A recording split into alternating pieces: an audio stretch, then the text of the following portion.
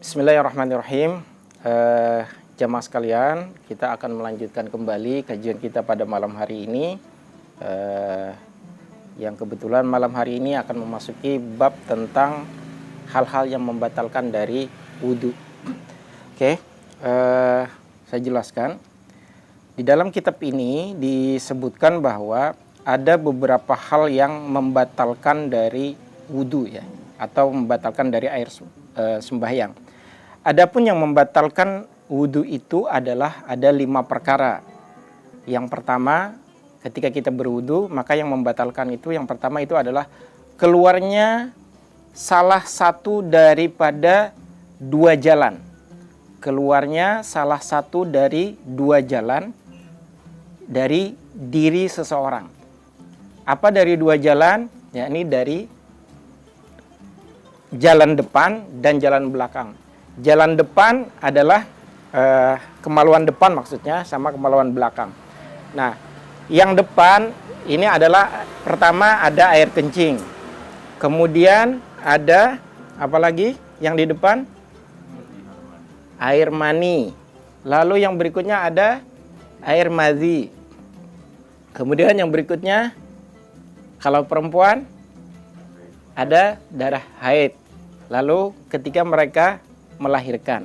Nah, ketika keluar itu dari jalan yang di depan, maka itu akan membatalkan wudhu. Lalu kemudian yang dari jalan belakang atau dari dubur, itu adalah yang pertama kotoran atau air besar, buang air besar. Kemudian yang berikutnya adalah keluarnya angin dari dubur kita. Nah, ketika itu keluar, maka itu akan membatalkan dari wudhu kita.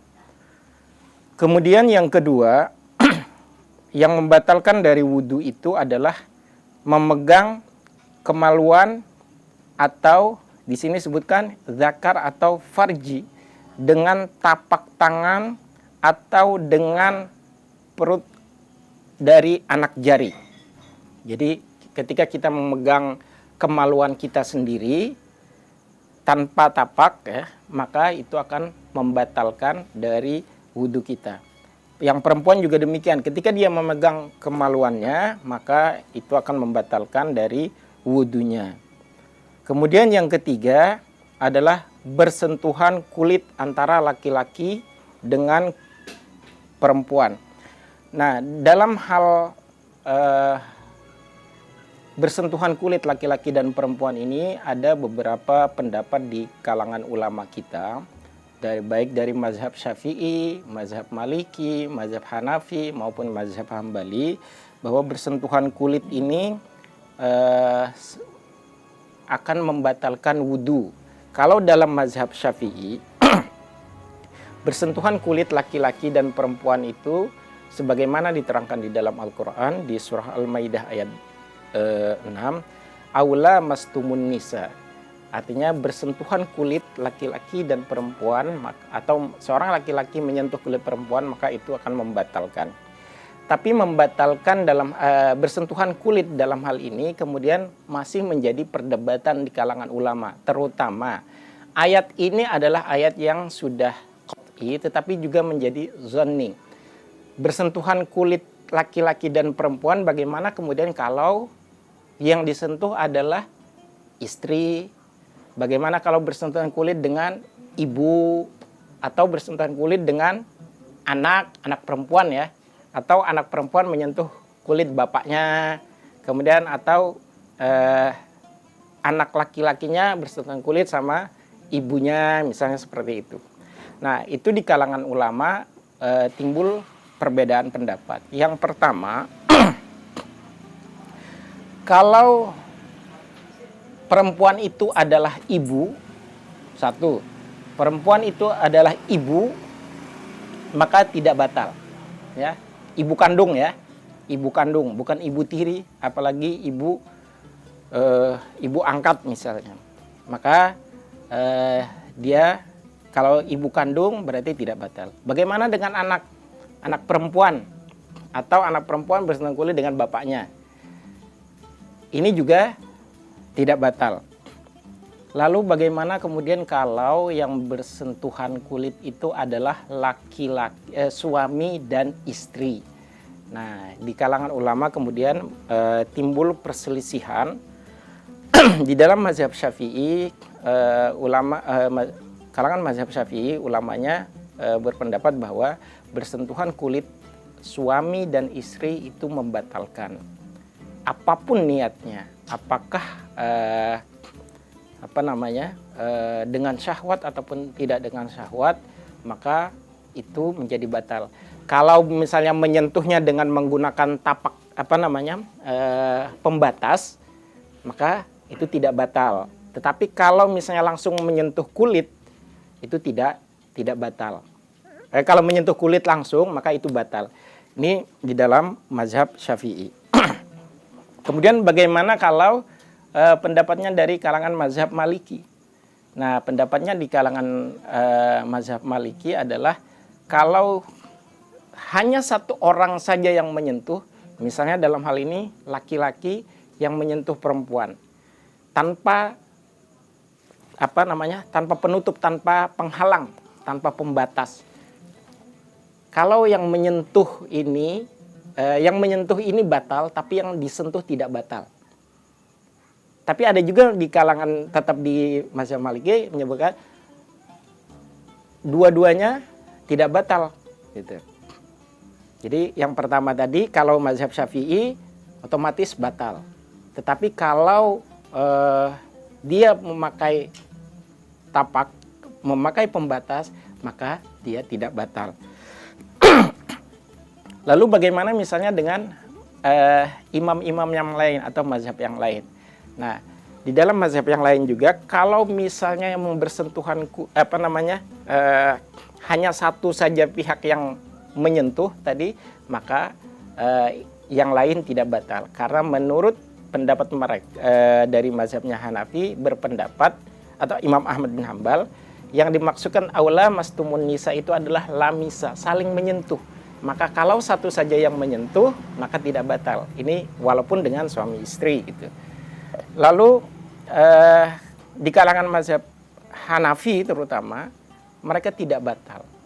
Karena mereka mengambil dasar hukum ketika Rasulullah SAW itu sedang melaksanakan sholat malam. Ketika beliau sedang melaksanakan sholat, dalam satu kesempatan Siti Aisyah yang dengan sengaja kemudian menyelempangkan kakinya ke tempat sajadah atau tempat sujudnya dari Rasulullah. Dan Rasulullah kemudian memindahkan kaki Aisyah ini, lalu kemudian Rasul meneruskan sholatnya. Di dalam hadis itu tidak disebutkan apakah yang disentuh ini langsung kulit atau menggunakan kain. Intinya adalah pada saat itu bahwa di dalam hadis itu Rasulullah memindahkan kakinya Aisyah dan Rasulullah kemudian tetap melanjutkan sholat malamnya gitu. Nah, kalangan ulama kemudian berpendapat bahwa ternyata dari mazhab Hanafi, berarti kalau begitu bersentuhan kulit laki-laki dan perempuan yang dia adalah istrinya, maka tidak batal. Ini ada sebagian pendapat yang demikian gitu.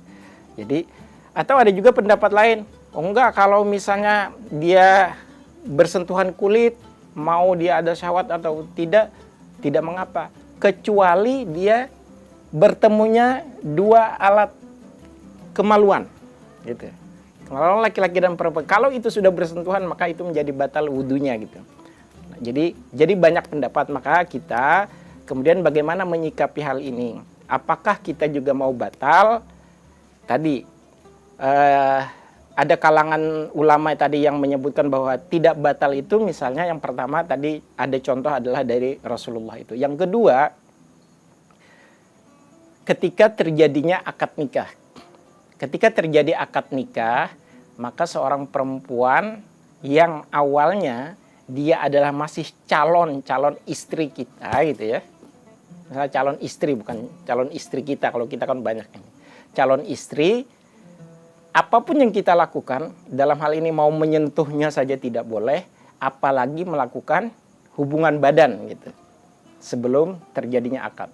Tetapi ketika sudah akad nikah dilaksanakan, sudah akdun nikah, maka kita mau menyentuhnya, karena dia sudah sah menjadi istri, mau disentuh boleh, tidak apa-apa, bahkan ketika mau berhubungan suami istri pun itu dibolehkan gitu. Jadi ada pendapat yang pertama tadi bahwa bersentuhan kulit laki-laki dan perempuan terutama dengan istri, menyentuh kulit istri, apakah itu membatalkan? Menurut mazhab Syafi'i itu membatalkan dari hukum membatalkan wudu.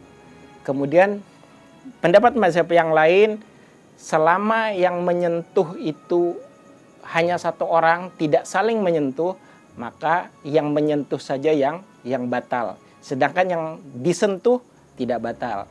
Tapi ada juga lagi yang pendapat mau dia menyentuh atau saling menyentuh selama dia tidak bertemunya dua hasyafah, maka alasannya tidak batal. Jadi kalau sudah bertemu itu baru batal gitu.